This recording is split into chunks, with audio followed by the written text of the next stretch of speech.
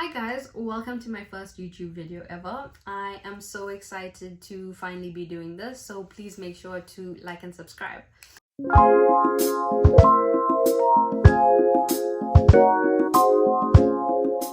So in today's video, I'm going to be sharing what my experience of being an au pair has been like.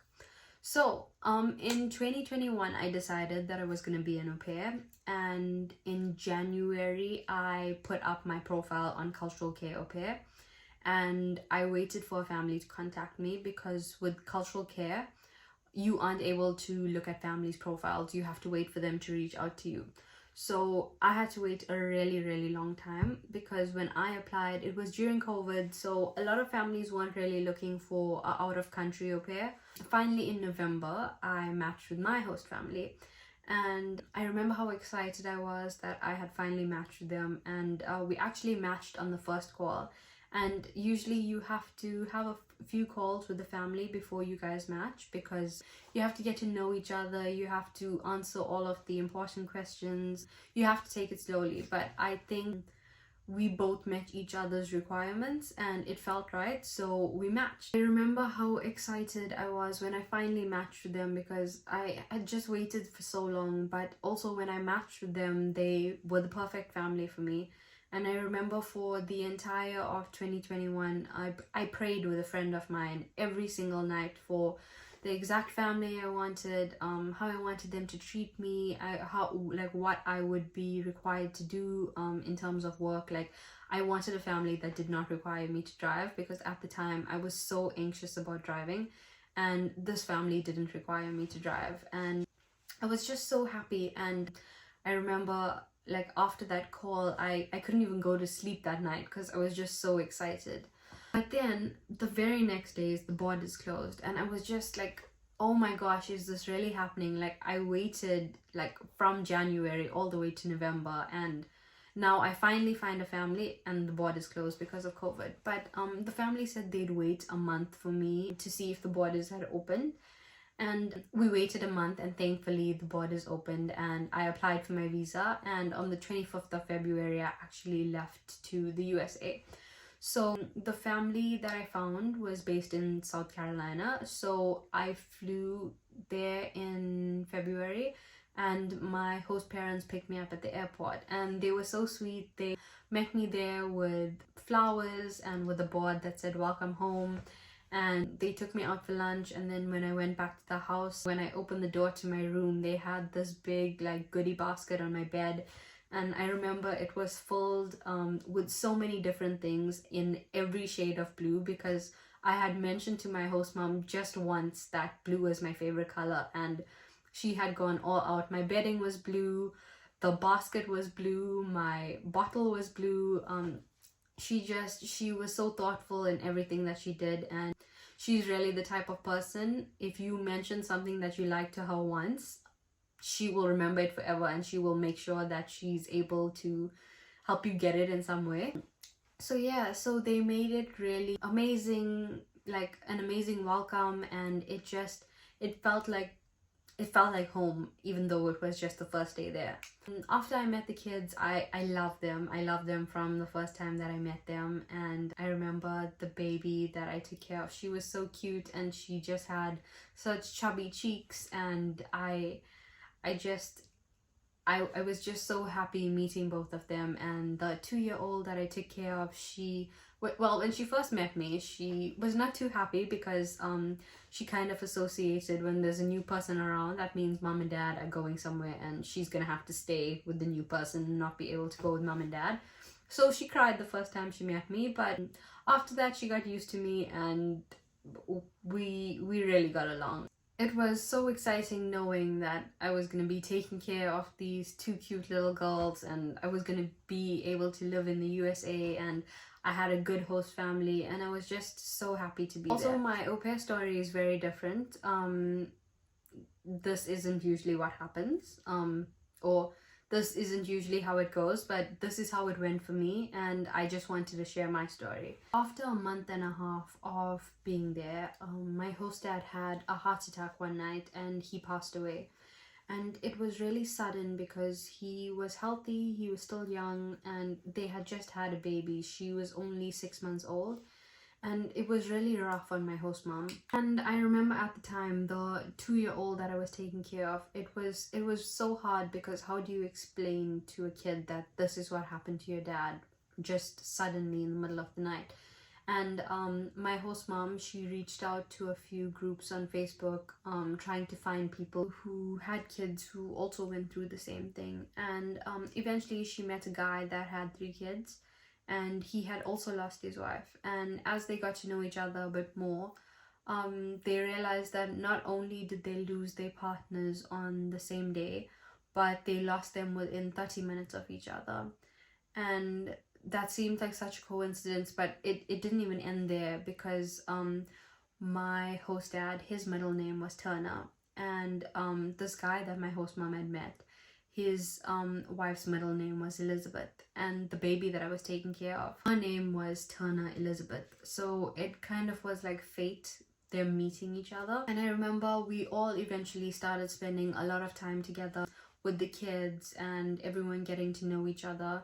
And eventually my host mom and this guy started dating, and they really did become a family, a happy family that found happiness after something really tragic that happened to them. And we all eventually ended up spending a lot more time together, and his kids got to know her kids, and everyone got to bond. And after a whole year of knowing each other and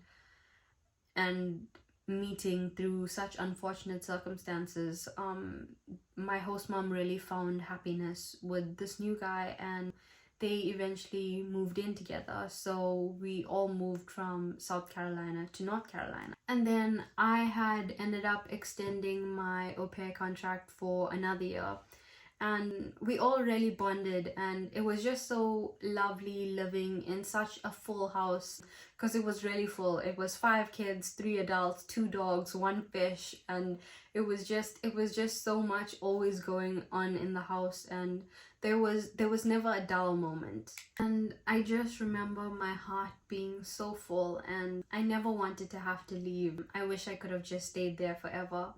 But I'm so grateful that I had the opportunity of being there with them. And I remember it didn't feel like a job anymore. It felt like family, it felt like home. And I remember I used to have these movie nights with the kids where we'd all have chocolates and popcorn and every snack possible. We would get these muffin trays.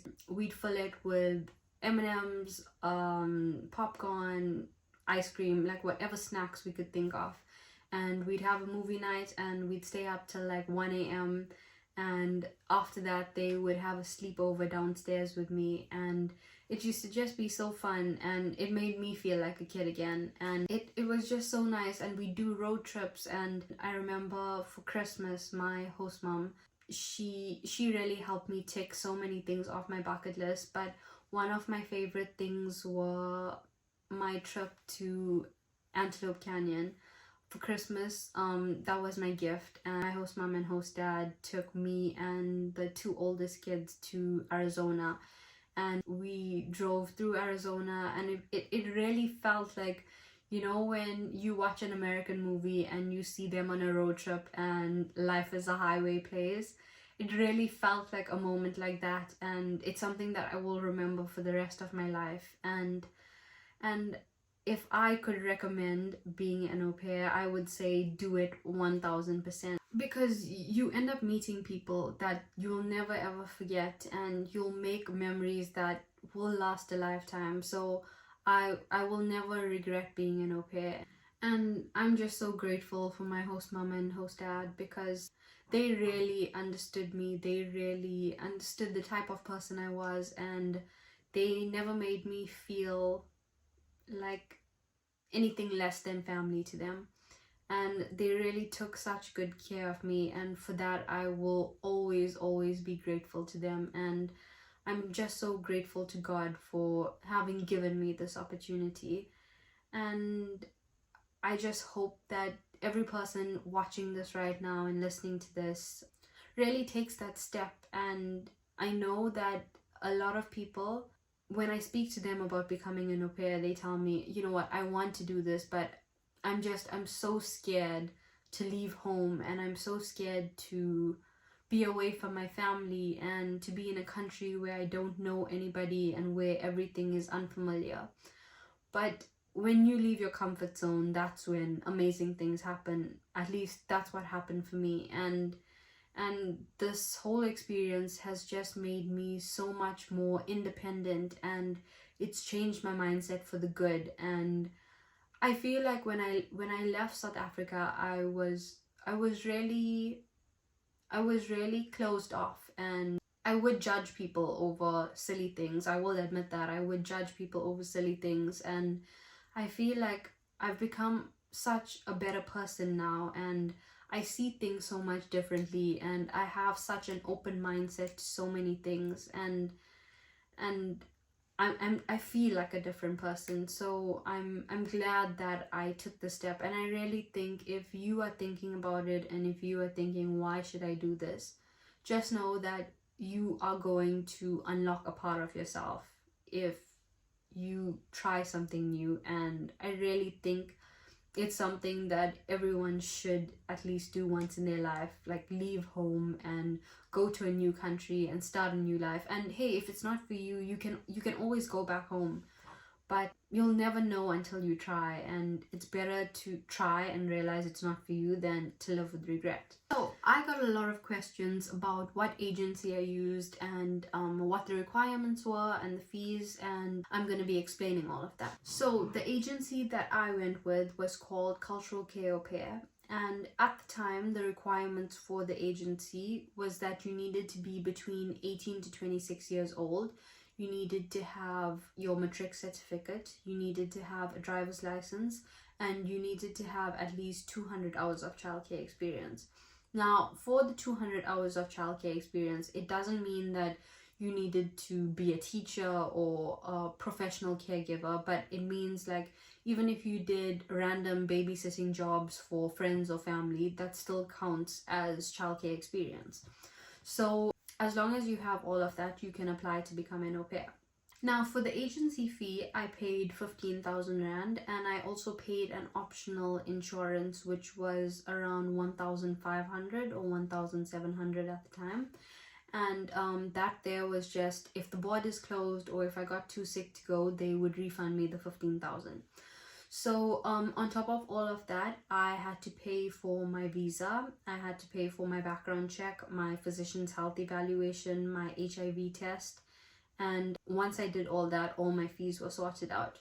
But the 15,000 Rand that I paid, now that there covers your flight from South Africa to the USA, and it also covers your flight back home after your au pair term. It also covers once you get there, the family provides you with a place to stay, and they provide you with food, and they also pay you a minimum of 195 euros per week.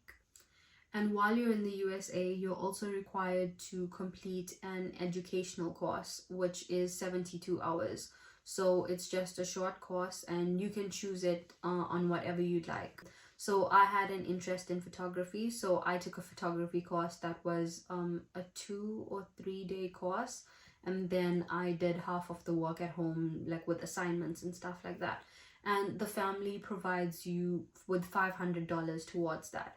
So if you find a course that's more than $500, you have to pay the outstanding amount, but the family only provides you with $500 towards. And it is very doable. There's a lot of pages on Instagram that offers au pair courses that are exactly 72 hours, which are 6 credits, which is the requirement to be an au pair in the USA. So for leave, you get 2 weeks of paid leave, and you get 1.5 days off per week.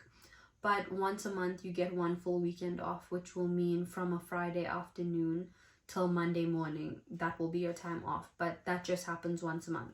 So Cultural Care also provides you with support once you get to the USA.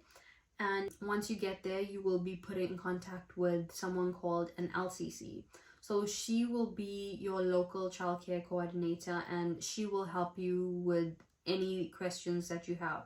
So if you need help with something, or if you need to know how to do something, or if you have any issues with your host family, that's the person that you go to in the USA. Usually you'll be added to a group chat, and it will be all the au pairs that are under her care in that area. And once a month, all the au pairs meet up and do something fun, like go to a hockey game, or maybe meet at a restaurant or something like that. So it also provides you with a way to make friends and to meet new people and to explore the USA. So that's all you need to know for becoming an au pair in the USA. So currently I'm still an au pair, but I'm now an au pair in the Netherlands, and I decided to do this after my 2 years in the USA because I realized, you know what, I'm not done with traveling. I do want to see more places, and this is something that just works for me. So being an au pair here is very different. The agency that I'm currently with is called Nina Care, and things work a little differently with this agency. So for this agency, you don't pay any agency fee, but the only thing you do pay for is 50% of your ticket coming here and 50% of your ticket going back home. And the host family that you find pays for the other 50%. Now, when I looked into becoming an au pair here in the Netherlands, I didn't just create my profile on Nina Care. I also posted on Facebook groups. I also created an account on Au Pair World and reached out to lots of families. And I actually met my host family through Facebook. My host mom had seen a post that I put out on a Facebook group, and she reached out to me from there, and that's how we matched. So once we matched, we spoke about which day would be good for me to get there, and once my visa was approved, my host mom booked my ticket right away and I came here. So Nina Care pays you 340 euros per month, and on top of that they pay you 60 euros, which is for transport. So what I do with my 60 euros is I have a train subscription, and the one that I use covers 40% off during off-peak times during the week. But on the weekend, from Friday at 6:30 p.m. to Monday at 5:30 a.m., I get to use the transport services for free. That's when I mostly try to explore the Netherlands and go to new places and see new things. Your host family also can optionally provide you with a museum card, which my host family does. And it's really cool because normally if I have to go to a museum, it's like 22 euros for an entry fee. But with this museum card, it's for free, and it covers like the major museums like the Stedelijk Museum, the Van Gogh Museum, and the Rijksmuseum. And it's really nice for, especially with the weather in the Netherlands, it's always rainy and dull, and it's a nice activity to go to the museum during weather like that. So they also cover that. Now with Nina Care, even though you get paid a lot less than the USA, you also work less hours. So I work 30 hours per week, and I'm not allowed to work more than 8 hours per day. You also get 2 days off per week and 1 full weekend off per month. So with Nina Care, your responsibilities fall under light housework. So it will be like cleaning up after the kids, doing their laundry.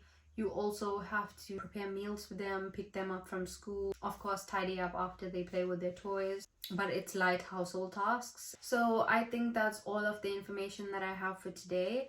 And if there's any more questions that you guys would like me to answer, or any more topics that you guys would like me to address about being an au pair, feel free to leave that in the comments. And I really hope, if you're thinking about this, about becoming an au pair, that this video has helped you decide that you should take this step, because like I said, it's a really amazing thing that I've done, and I don't regret it not one bit.